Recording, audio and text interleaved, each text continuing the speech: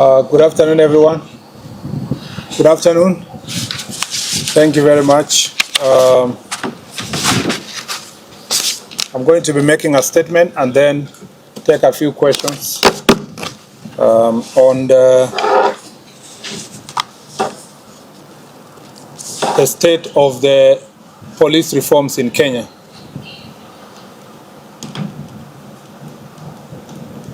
In the past few years, police reforms have gained significant momentum following the infusion of National Police Service, its objects and functions in the Constitution of Kenya. These milestones have led to institutionalization of various reforms in the service, and this has resolved historical systemic issues, ensuring that police aligns with our democratic principles and constitutional standards. Police reforms in our recent past has become a focus of accountability, service ethics, and restoring public confidence, breaking away from the outdated colonial legacies. Article 244 of the Constitution of Kenya mandates the National Police Service to strive for the highest standards of professionalism and discipline among its members. Progressive police reforms globally aim to enhance public safety, improve public and community relations, and strengthen accountability. The Constitution further obligates the National Police to comply with the constitutional standards of human rights and fundamental freedoms. The servicemen and women are required to be trained to the highest possible standards and competence and integrity to respect human rights, fundamental freedoms, and dignity. Undoubtedly, the officers have committed themselves to their professional duty, and we have a tremendous improvement of policing in our country today because of these continuous reforms. We therefore applaud the personnel that have committed themselves to constitutional obligation of ensuring highest standards of professionalism and discipline. We condole with the families of those officers who have lost their lives in the line of duty.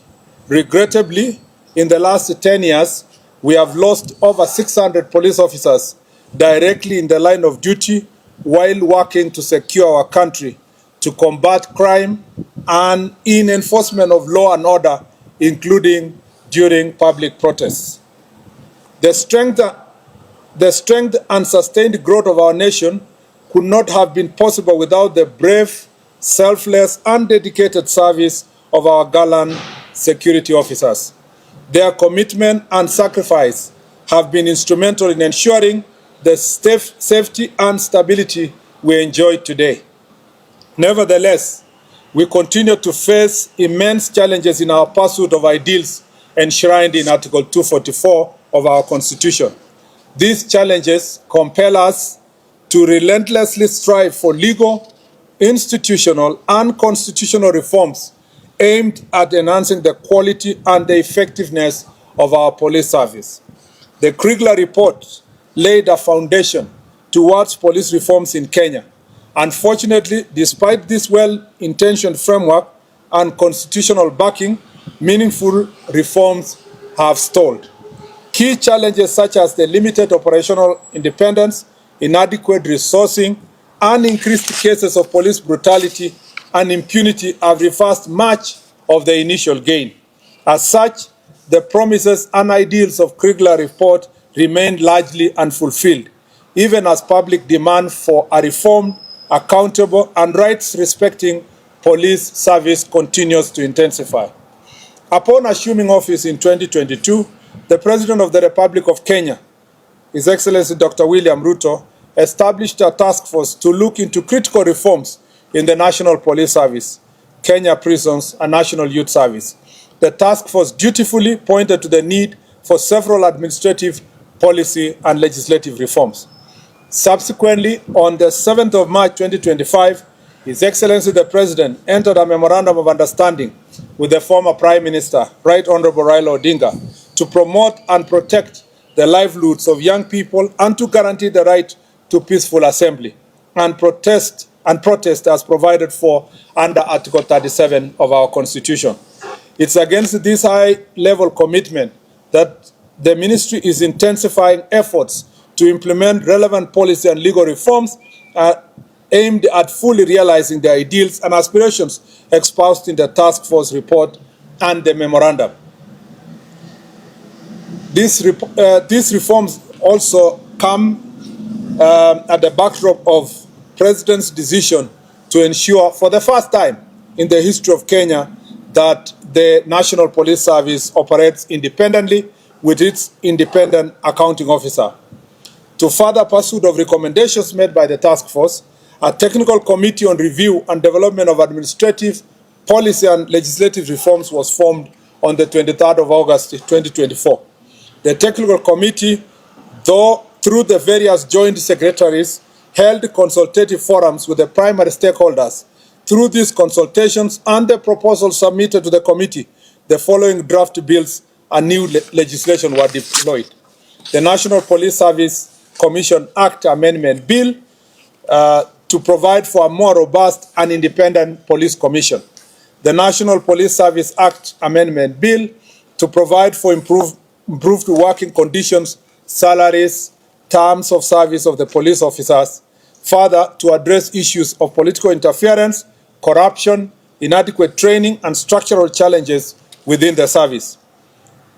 3. Independent Policing Oversight Authority Amendment Bill to provide for further legislative framework, strengthening of IPOA to undertake its constitutional mandate. And then 4, the National Youth Service Amendment Bill to address wider strengthening of NYS with respect to logistical mobility and equipment.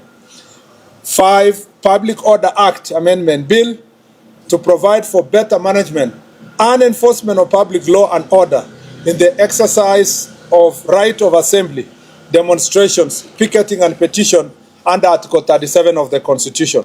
The National Forensic Science Laboratory Authority Bill to provide for further support on the modernization efforts, including establishment of a national forensic laboratory to create 10 specialized units to handle different aspects of forensic science. The National Police Service Veterans and Fallen Heroes Bill to address various aspects of welfare of the veterans and the support system for families of the fallen soldiers.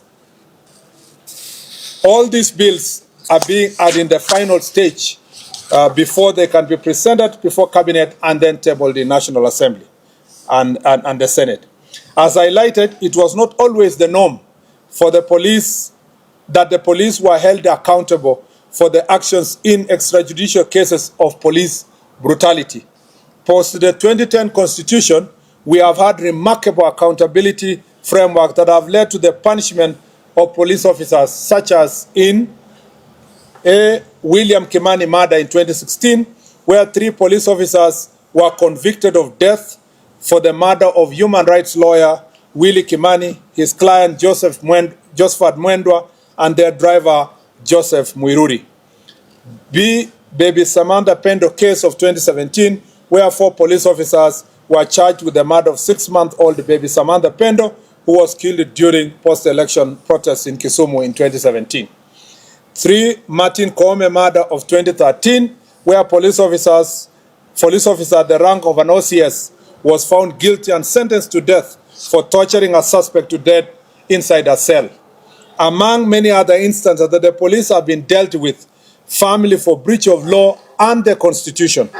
Although we have experienced worse incidents in the past, the progressive nature of our law and policy will soon make such occurrences rare in our country. Incidents such as bodies being dumped in Yala River, the case of Indian nationals killed in a container at police station, cases of abductions, incarcerations, detention without trial, and recently the death of Mr. Albert Ojwang while in the hands of police, among others, must be punished by law, and those involved will soon be held accountable. Globally, countries have made significant strides in attaining police reforms. Instances such as public outcry, social movements, and specific instances of violence or misconduct have led to significant and relatable scenarios of police reforms. As a government, we are duty-bound to uphold the highest possible standards in safeguarding the security, formulating priority areas of reform and enforcement of law. Our goals remain delivery of professional, accountable, and citizen-centered policing that meets the aspirations of our Constitution. To realize these objectives, the Ministry of Interior and National Administration remains firmly committed to pursue. I have today directed the implementation of the following policy reforms framework in the National Police Service.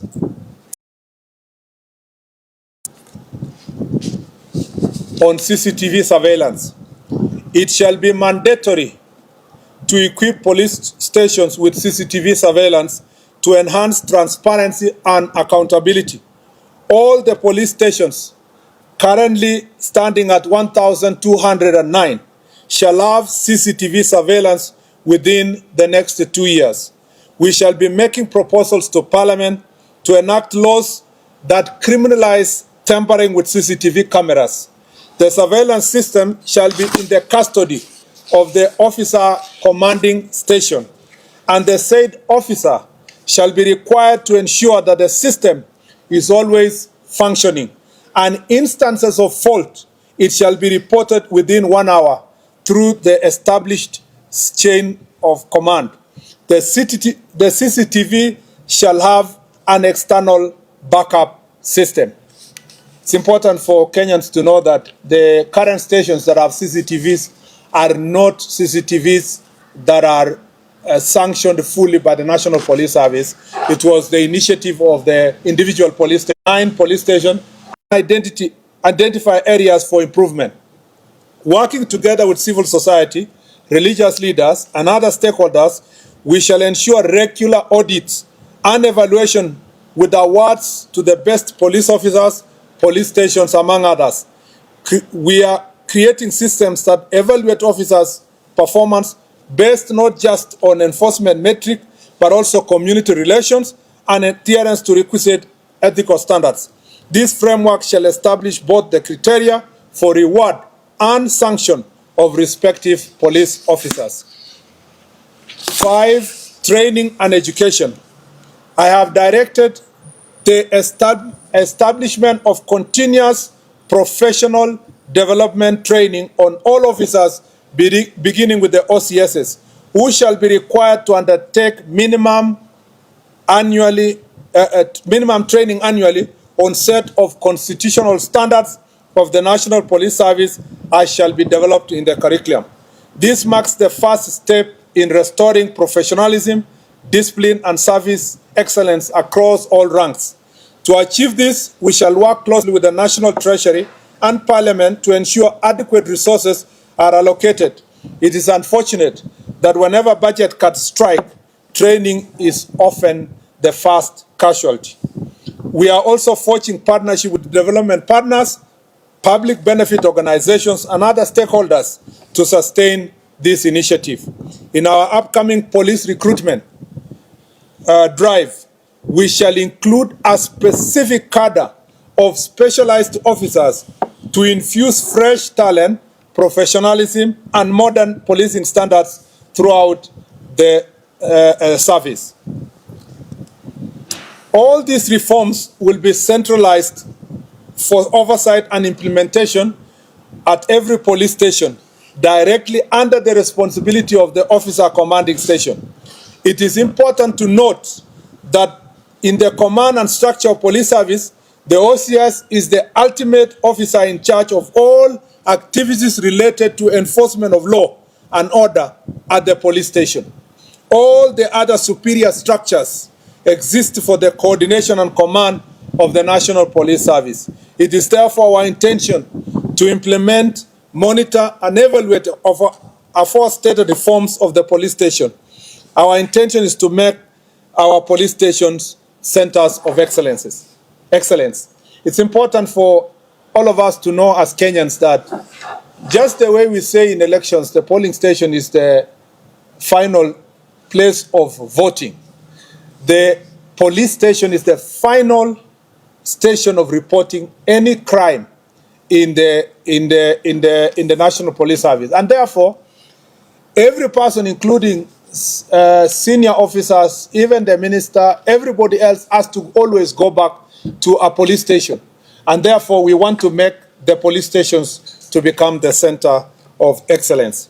We shall make the respective budgetary adjustments to prioritize these reforms among other modernization strategies in the forthcoming and subsequent financial years.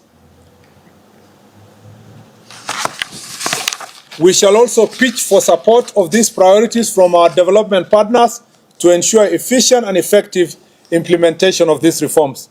As we relentlessly advocate for appropriate conduct by the police, there must be a reciprocal emphasis on the responsibility of citizens to show respect towards police officers as they discharge their lawful duties. Just as police officers are held accountable and subjected to public scrutiny, citizens too must accept that their actions are not beyond reproach. We are extremely concerned by the increasing instances where police officers have come under unwarranted attacks while executing their lawful duties. These challenges must not be ignored, and they point to a broader need to foster mutual understanding, accountability, and respect between the police and the public. In some instances, the nation has watched in disbelief as individuals forcefully entered protected areas such as parliament and police stations, with incidences such as burning police vehicles and destruction of government installations. Equally alarming are cases involving mob justice, acts of banditry, and illegal possession and public display of firearms. Such acts not only threaten national security, but also undermine rule of law. In conclusion, I wish to give my highest assurance that the Ministry of Interior and National Administration, working in concert with other government agencies and in close collaboration with the people of Kenya, will continue to pursue and implement the much-needed reforms within the security sector. This process will be progressive and guided by the constitutional values, best practices, and the unwavering pursuit of justice and professionalism. I thank you. Are there any questions? Yes. We shall, for all the questions, please name and maybe the media house you represent. Okay.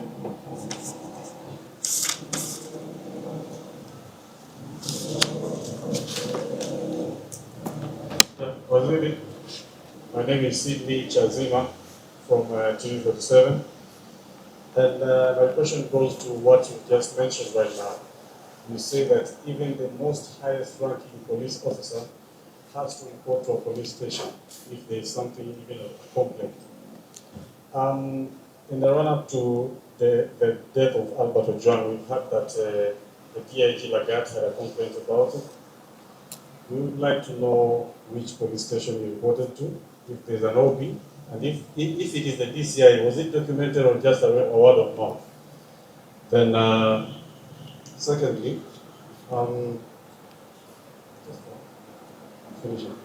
what was the complaint about? We have not been able to trace the comment or even screenshot of what Albert was being accused of. And finally, I've asked if there's an inventory of how many tenders of weapons that the government has entered into since 2023. Now that there's a complaint that weapons from Kenya have made their way to neighboring countries. Thank you. So just take one question from each so that you allow others to ask us questions. Yes, I will take 3 questions at a go. Jina langu ni Laban Shabani kutoka NTV.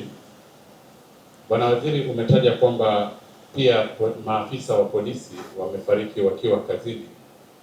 Lipo suala la wajane wakifuata pensheni. Kwa hivyo yapo malalamishi kuhusu wajane wa maafisa wa polisi ambao wamekwisha fariki ama wamekwisha staafu ambao wanafuata pensheni ila hawapati. Asante. Yes. Good afternoon, Waziri. My name is Stephen Leto from Citizen TV. My question goes to the CCTV installation to over 1,000 police stations across the country. What is the financial implication that we are looking at? And if we are talking of development partners, who are these development partners that we want to, delegate a primary duty of installing CCTVs in the police stations in the country? Thank you.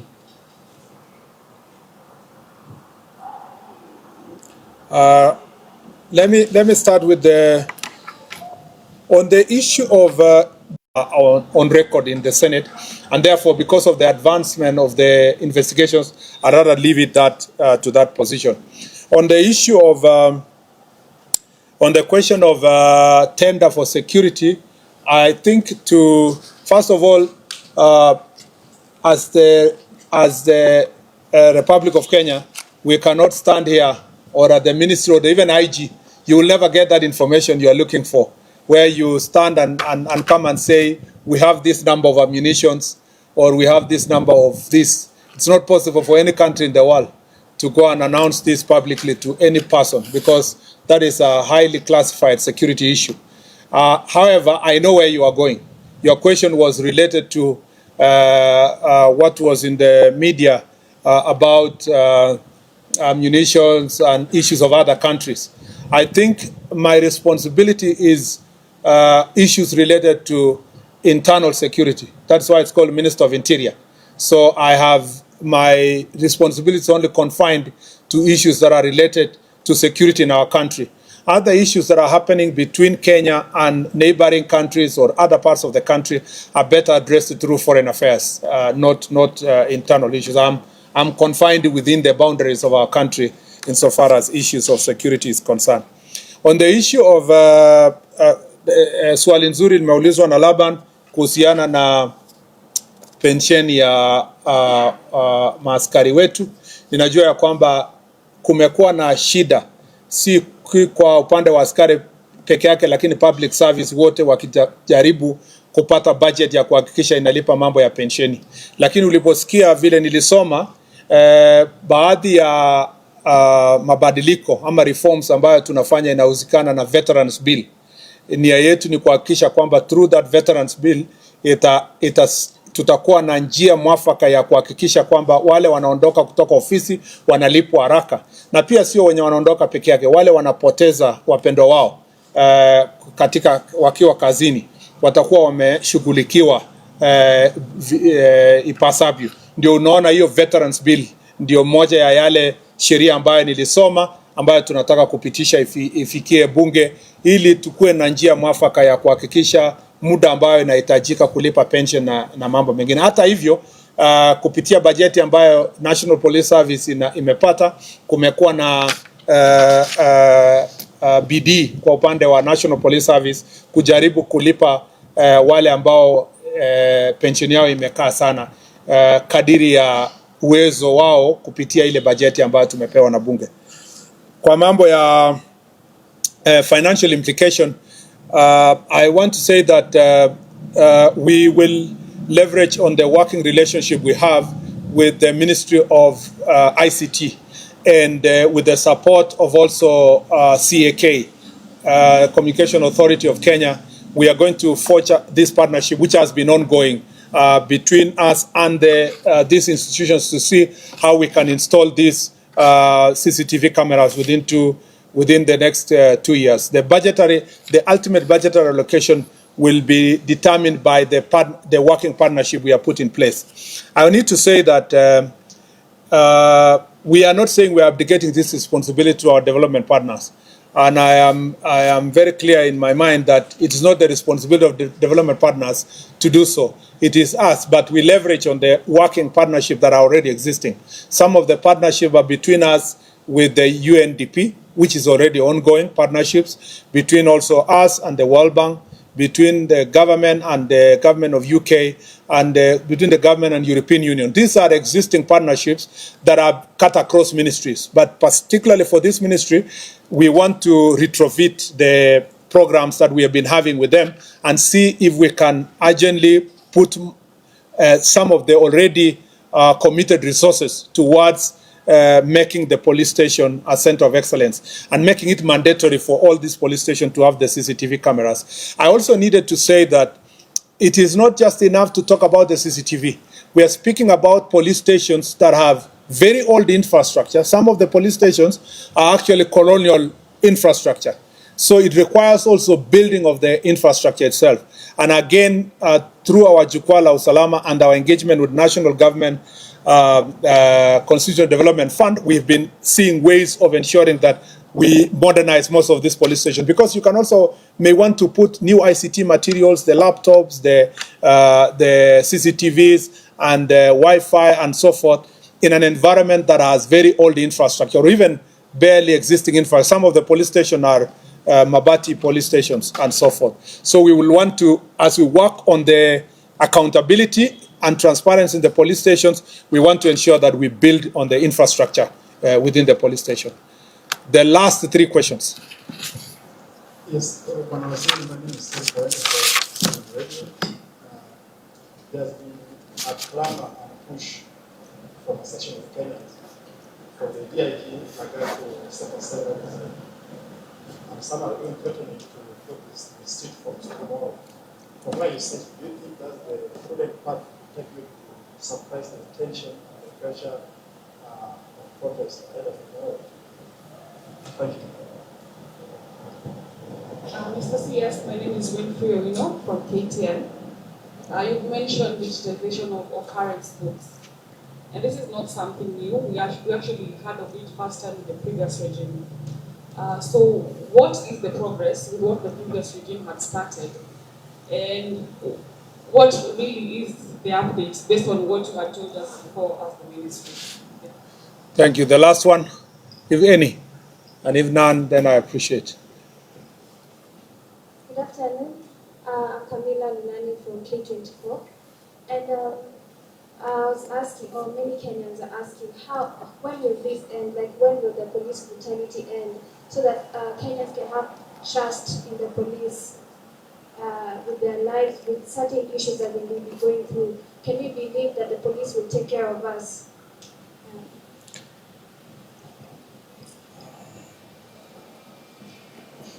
Thank you very much. First, let me say that on the question of the first question by Eric was in relation to the role of the DIG in the question of the issue to do with the murder of Mr. Albert Ojwang. I'd like to say that, and whether or not he should resign. I'd like to say that the investigations, as I've already said earlier, are going on with IPOA. IPOA is doing its part in terms of investigations. DIG Lagat is a seasoned police officer who understands what it takes to carry out matters of investigations and where or whether or not his conduct or act or position can affect that investigations. And I think we will cross the bridge when we reach there. When there is a closer relationship between the investigation that IPOA is doing and what he considers to be an interference, I think we will cross that bridge when we reach there. At the moment, let's leave the IPOA to do its part, but also the DIG himself to assess the extent of his involvement based on the investigations that are going, or his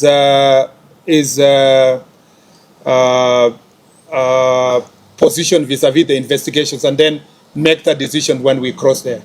I would not like to be the CS who will make that decision for him.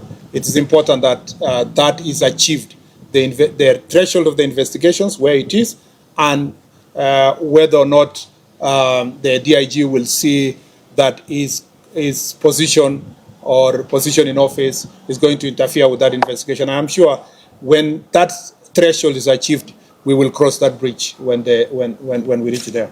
On the question of digitization of OB, this has been a long time promise, and I agree with you that it's been a promise from previous administration to now. We want to move it from promise to reality.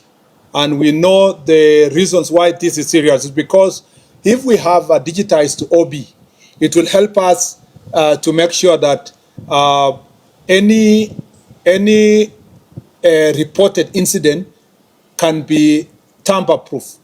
It can also be tracked to ensure that whether or not someone wanted to interfere or change the position of a particular reporting that was made. So we will not have a situation where like we saw in the other incidents, that somebody had reported, there is allegations that the report was changed and so forth. So digitized occurrence book really help us a great deal. And I have now given timeline. Maybe in the past there was no promise of timeline. I've given in the next 1 year, we would like to see a digitized occurrence book. And then lastly, Camilla has asked a very important question. When will police brutality end? We would like to see that police brutality ends now.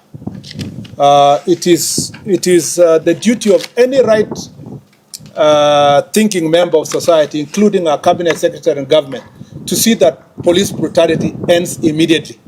Because it is not right that police stations, for example, or police officers who are expected to protect the citizens are brutalizing citizens.